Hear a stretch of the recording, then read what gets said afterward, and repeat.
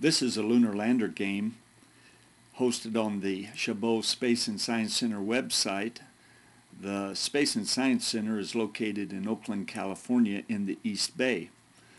And the Lunar Lander game lets kids apply the concept of force as a vector, which means that force has a magnitude, a size, but also a direction.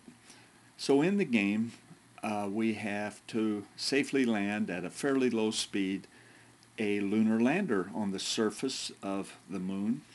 And to control the lander, we use a space bar to fire the lander's engine. This, of course, is a force that is applied to the lander, and we use the left and right arrow keys to turn the lander left or right, which changes the direction in which the force is applied.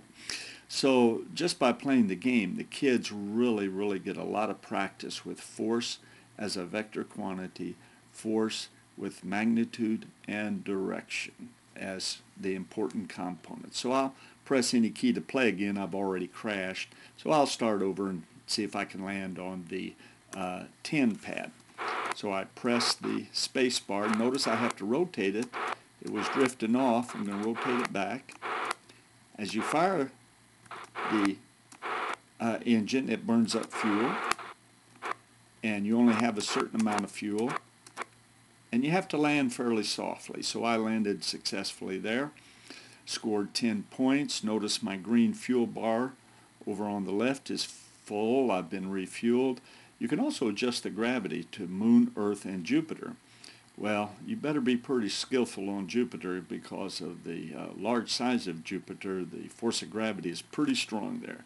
And of course, it's 6 times stronger on the Earth than it is the Moon. So we're using a gravitational field that's about as weak as we can get. So let me press T and see if I can get over to that 20 score pad. Better give a little power to the engine. I'm going to move over there. Switch views so I can see where I'm trying to land. Rotate it to burn off that to the right drift. See if I can get more over the pad. Slow it down. Slow it down. Oh, landed successfully again. So I now have a score of 20 points. So I've got 10 plus 20, of course, is 30. And your score is accumulated over here. We can see that. We were refueled again. Now, how do I get over this mountain to get to the next landing point? Well, I'm going to press T again. Be sure I get some power to get up there over that mountain. Redirect it. Let it coast a little bit. Pretty sensitive, so I've got to be a little careful. Boy, this makes you appreciate what the astronauts landing on the moon did for real. Slow her down there.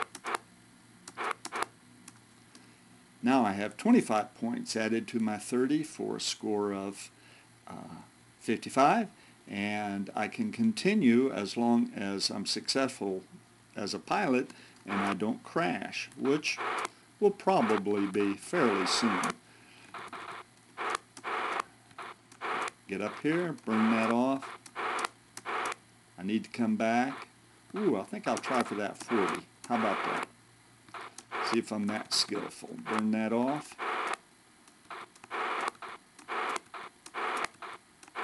Burning a lot of fuel here.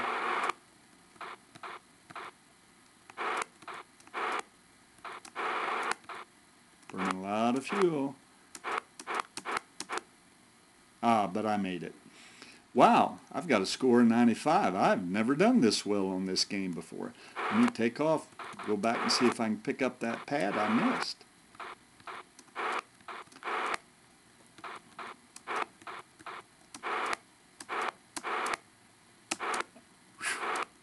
Boy, almost crashed there. I'm going to see if I can get back over.